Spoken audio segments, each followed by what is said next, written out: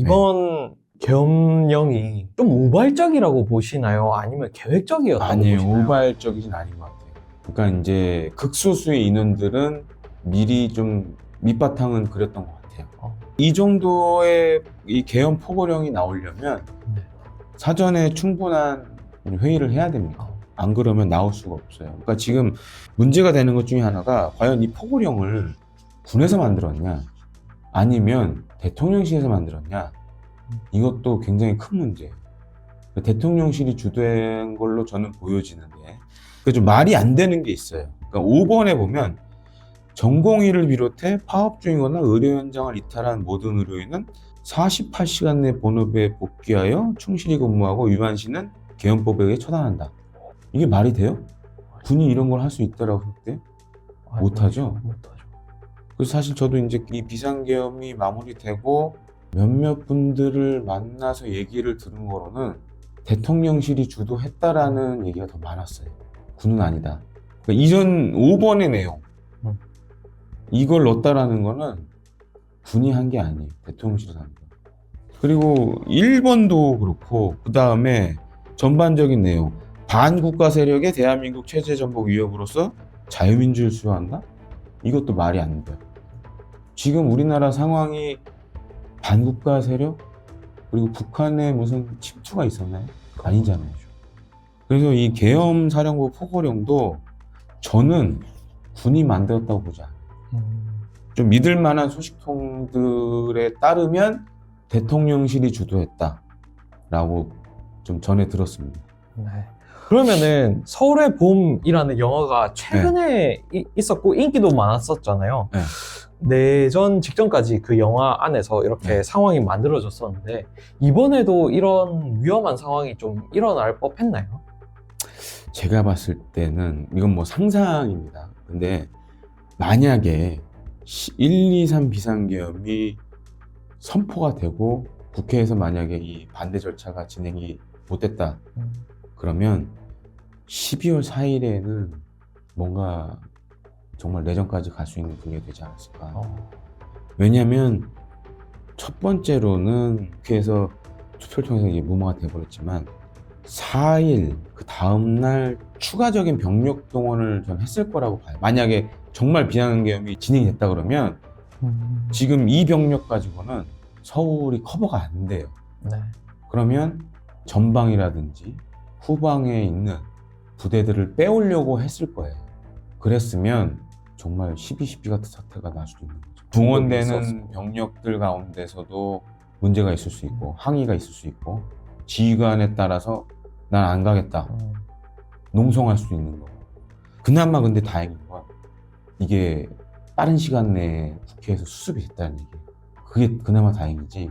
그리고 또 한 가지로는 지금 이제 앞서도 제가 계엄 포고령 관련된 걸 얘기를 했지만 이 세 번째, 모든 언론과 출판은 계엄사의 통제를 받는다. 과거에는 이게 됐을 수도 있어요. 인터넷이 없던 시절. 그렇죠. 그러니까 그때 얘기를 저도 계엄 다음날 몇몇 분들에게 예를 들어볼까, 옛날에는 언론사의 편집권을 제한한 게 아니라 편집을 다 하면, 지금은 방첩사라고 보죠. 과거에는 보안사라고 했습니다. 그 사람들한테 이제 보여주는 거예요. 그리고 이 기사 빼세요 이렇게 되는 거예요. 네. 근데 과거에는 이제 인터넷이 없었기 때문에 신문이나 뉴스가 안 나오면 우리가 나라 돌아가는 건 모르죠. 또 한 가지 문제가, 사실 저도 이거 관련돼서 몇몇 이제 친한 기자 동생들하고 통화를 했는데 불가능하다. 저도 불가능하게 보는 게, 이게 되려면 일단 우리나라의 포털 사이트 네이버 다음을 셧다운 시켜야 돼요. 뉴스란을 셧다운 시켜버려야 돼요. 유튜브를 막아야 되지 않을까? 근데 문제가 유튜브는 우리나라 게 아니잖아요. 맞아요. 아니고, 그러면 구글은 어떻게 할 거야? 맞아요. 구글도 뉴스 생성이, 뉴스를 만드는 건 아니죠. 뉴스가 올라오는데. 그 다음에 이제 카톡도 아마 4일에는 어떤 수단을 막아야 카톡을 막으려고 했을 겁니다. 근데 문제는 이제 텔레그램, 뭐 다른 SNS들 못 막잖아요. 그걸 진짜 원천적으로 막으려면은 통신사들이 그냥 이렇게 셧다운이 돼야 되겠네요. 4일까지 만약에 비상계엄이 갔더라면 이후 조치가 저는 두 가지였을 거라고 봐요. 추가적인 군병력 동원, 두 번째로는 포털, SNS 셧다운, 차단 조치를 했을 거라고 봐요. 그거 안 하면 들불처럼 일어나거든요. 다행히 근데 비상계엄이 국회의 저지로 실패했지만 됐다 그랬다면 정말 우리 지금 살고 있는 삶이 12월 3일 전과 후로 나뉘었을 것 같아요. 지금 이 영상도 못 보셨을 것 같아요. 못 만들죠. 네. 어쩌면 저도 잡혀갔을 수도 있고. 그 보면은 이제 뭐 뉴스 통해서 보셨겠지만 체포되는 사람들 명단이 막 나오고 했잖아요. 근데 이게 왜 실패했냐? 옛날 독재 정부 시절에는 사실 이제 보안사라든지 당시에 이제 중앙정부, 지금 이제 국정원 말도 안 되는 권력을 갖고 있었어요. 그러다 보니까는 그때는 가능했는데 지금은 안 돼요. 그런 기능이 없어요 지금 다. 그러니까 그게 어떻게 보면 우리는 이 계엄에 대해 생각을 안 했지만 어떤 분들은 생각을 했고 여러 가지 안전장치들을 만들어 놨고 또 한 가지는 우리 국민들의 의식에서 이제는 계엄이라는 건 사실 없었던 단어 아니에요. 그렇죠. 그리고 이번 이 비상계엄을 통해 느낀 게 뭐냐면 지금 대한민국을 살고 있는 모든 세대들은 계엄을 한 번씩 다 겪었다는 거죠. 역설적으로. 맞습니다. 네. 그러면은 윤석열 대통령은 네. 왜 이렇게 좀 무모한 계엄령을 시도했을까요? 참 이게 참담하다라고 느껴지는 게 뭐냐면 제가 앞서 얘기했잖아요. 여순 사건 외에는 다 비정상적인 계엄입니다.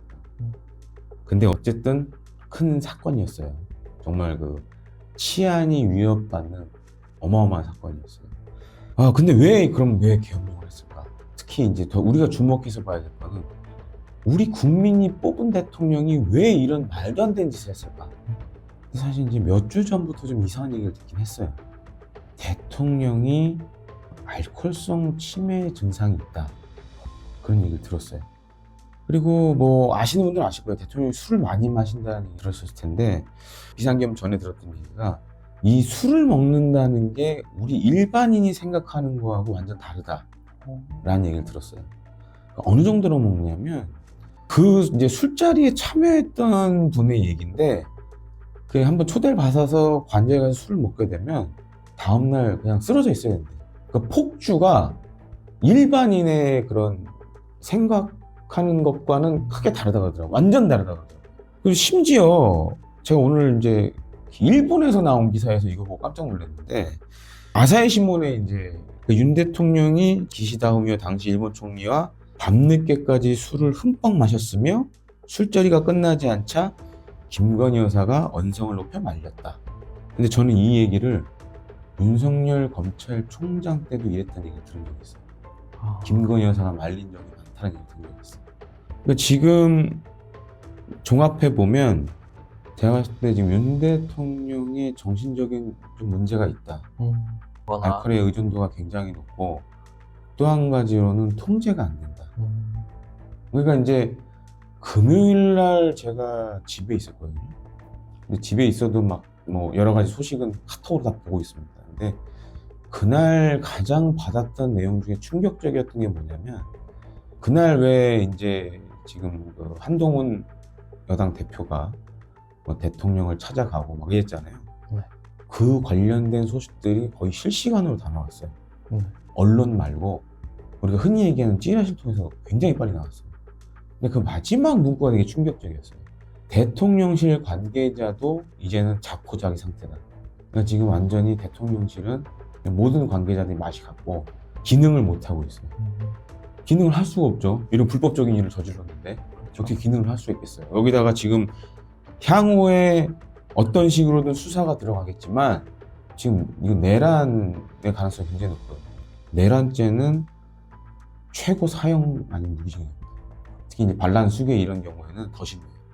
내란의 가담만 해도 중죄입니다, 이거는.